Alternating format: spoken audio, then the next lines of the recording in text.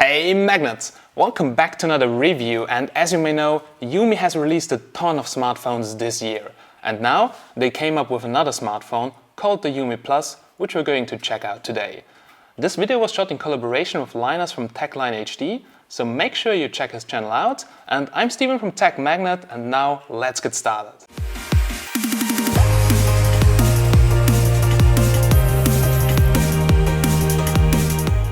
The phone ships with all the usual items that come with any device: a charger, a cable and the user manual, as well as a metal pin to open up the SIM card tray. The design is pretty nice, all metal except for the top and bottom parts for the antennas. Its build quality is really good, like many of the full metal Umi phones, but still the buttons are a bit loose and that feels not so premium. The display is a 5.5-inch 1080p panel, which is sharp and has good colors and viewing angles. Also, it's bright enough to use it outdoor, even though it's not the brightest panel I've seen. The front side also includes capacitive and on-screen buttons, which you can switch in the settings. That's very convenient. Also, next to the buttons, we have the hardware home button with an integrated fingerprint scanner. The fingerprint scanner is really accurate, but it's really not the fastest one since the screen unlocks kinda slowly.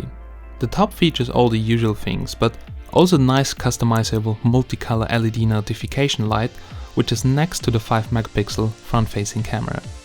The metal body feels also really good, and another bonus is that there is one customizable shortcut button on the left side to open up the camera or other things. Unfortunately, that didn't work from the standby mode. The phone comes with USB Type-C, but the USB-C port and the cable is different. It's way more inside of the smartphone. So the USB cable is like 1 or 2 mm longer than most other Type-C cables, so I couldn't use my Otg accessory cables with it because they kept falling out. I also tried it with other cables, but that didn't work out. So that and no Otg support really sucked. The loudspeaker sound quality does not really impress. Although the mono speaker placed on the right side has a decent volume output, the sound is pretty flat and needs to be tweaked with the equalizer.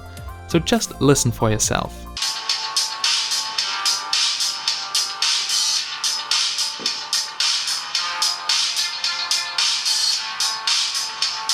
Against the trend of other new phones, this phone comes with a headphone jack that has a really decent audio output because of the good quality amp and the AC.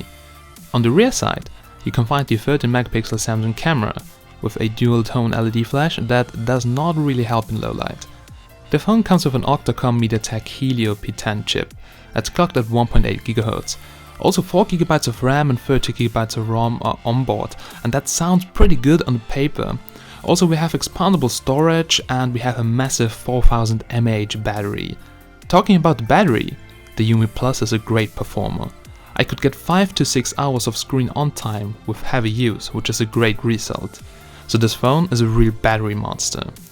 The phone also ships with a fast charger that drained up to 20 watts from my power socket, and I was able to fully charge the phone in around 1 hour 30, 1 hour 40 minutes, which is pretty good for such a high capacity. It's nice that Umi ships the phones with a ROM that's almost stock Android 6, but also not too many innovative features are inside. All you can do except the standard Android things is change the LED notification light and the navigation bar buttons. So far I got 2 wireless updates and the phone didn't hang up once. If Umi would keep updating the devices, I would be really happy, but I think as soon as a new model pops up, the Plus won't see any updates anymore. Wi-Fi was okay on the phone, same for call quality and 4G because B20 is also supported, but to be honest, GPS really suffered. While testing it with my Umi Mars and my P9 Plus, the phone dropped the GPS signal quite often. Okay, the weather was not good, but the other devices kept a steady signal, so that's no excuse. Umi says this is a problem with power saving mode, but that is not true. The phone is also dual SIM, but you can also use one SIM and one microSD card. So to be honest, the Helio P10 is not really a performance monster. When it comes to gaming, you will just be able to play the most high quality 3D games like Asphalt 8 at mid graphics. On high graphics the experience is not that good since occasional stutter and skipped frames will occur. The Antutu performance is also far away from any slightly more expensive faster phones, but gets the job done for normal use and some gaming from time to time. I was surprised that Umi also finally included a gyroscope that is working, and also all the other sensors work great, and no overheating occurred even with fast charging. Just the camera is again something that couldn't impress me at all on the Umi Plus. Pictures do only look good if you have plenty of light on a sunny day. But even then, the colors are washed out and they do not look like in reality. Color trueness is for me one of the most important things on the camera, then sharpness and dynamic range. But here all the things couldn't impress me. Even though there is an improvement over some previous Umi smartphones, it really takes some shots until you get a decent picture. So sometimes the exposure is off, sometimes the white balance, but hey, what do you expect? It's a $200 phone and with a very good battery and nice specs, so there have to be some shortcomings. Low light performance is also not good like on many of those cheap phones. The images lack in detail, there's a lot of noise and visible purple-red tint in most of the shots. The selfie camera is a bit wide angle and gets the job done if there's plenty of light too, but I've seen better ones. So again, there is a lack of detail and sharpness and the color reproduction is inaccurate, but as I've told you, if there's enough light, it will get the job done. When it comes to video, the footage is just like the pictures, not color true. Regarding the sharpness, it's really okay, but still looks like an old movie and colors would need a lot of post-editing for my taste.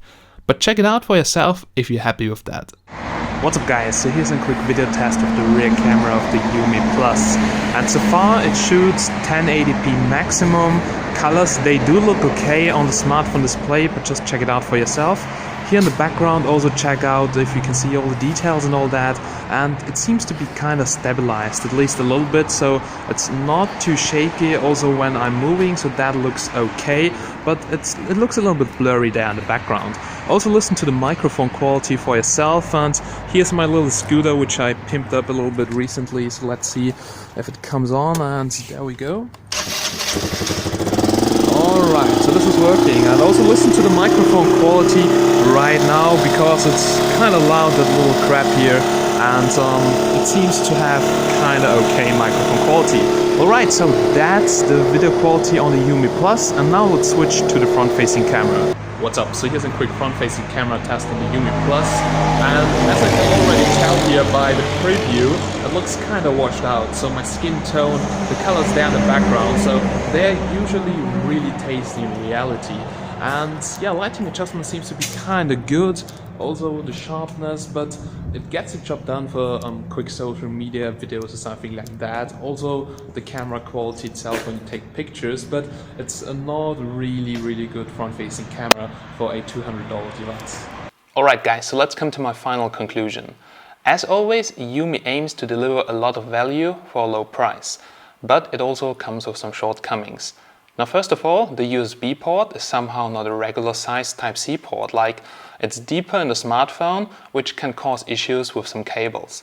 Then GPS had real issues, like it lost the signal, and Umi claims that this is a problem with power saving mode. But power saving mode was not even activated, so this is a big joke. The next thing is the camera. Now on most Umi smartphones released this year, the camera is absolutely nothing special, I would say very low. And also a lot of websites like also Gizmo China rate it with 2 out of 5 stars, which is not really good. But still, this phone is pretty decent for the price. It has nice build quality, a good screen, awesome battery life, and the performance is quite okay. So this was our review of the Umi Plus. I hope you enjoyed it, and if it was helpful, please like and comment this video down below. And also make sure you subscribe to our channel so that you don't miss any future videos coming on Monday, Wednesday and Friday. I'm Steven from Techmagnet, and this was the Umi Plus. Thanks for watching.